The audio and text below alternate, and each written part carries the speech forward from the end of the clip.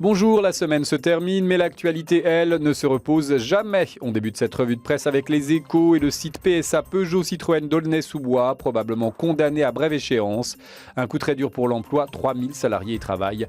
La nouvelle a, sans surprise, fait bondir l'humanité.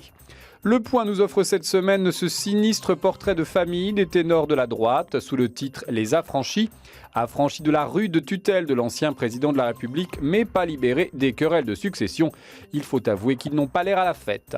On reste presque à l'UMP avec Manuel Valls, à qui l'Express réserve sa couverture assortie de cette étiquette qui laisse songeur. Le socialiste de droite, le plus populaire des ministres du gouvernement, s'est en effet forgé cette image par sa poigne et son goût affiché pour la fermeté. Manuel Valls, c'est à droite d'ailleurs qu'on en parle le mieux. Même les jugements négatifs ne sont que des demi-critiques. Observant les premiers pas du nouveau ministre, Xavier Bertrand glissait. Valls, c'est Sarkozy sans le son. Est-ce bien un compliment? Je vous laisse juge. Marianne propose cette semaine un dossier fouillé en forme interrogative. La France est-elle corrompue? On se souvient qu'en son temps, Jacques Chirac avait répondu par la négative à cette question. Marianne n'est pas aussi catégorique et l'hebdomadaire livre quelques exemples éloquents. Ainsi, en 2011, chaque Français a payé 7 € en taxes et impôts pour dédommager l'État taïwanais en guise de clôture de l'affaire des frégates.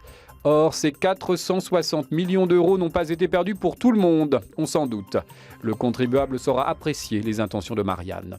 Le Parisien nous exhibe un scoop ce matin par la voix de la ministre de la Famille, Dominique Bertinotti. Le mariage gay, ce serait pour bientôt. À la rentrée, un projet de loi devrait être présenté. Voilà, les vacances de Christine Boutin sont fichues.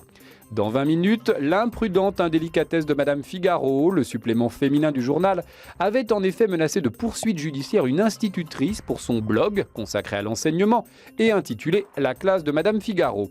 Petit problème toutefois, le patronyme de l'intéressé se trouve être véritablement Figaro.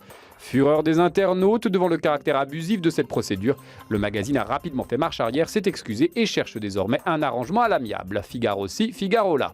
Enfin, l'image du jour, c'est Barack Obama. À la surprise générale, il a remporté hier devant la Cour suprême une victoire historique, judiciaire et politique avec la validation par la Cour de sa réforme controversée de l'assurance santé, navire amiral de sa politique sociale. Sur ce cliché, pris hier à la Maison-Blanche, le président américain ne semble pas vraiment ravi, mais croyez-moi, il l'est. Voilà, c'est tout pour cette semaine. Cette revue de presse s'interrompt pour l'été, mais elle reprendra à la rentrée. Excellentes vacances à tous.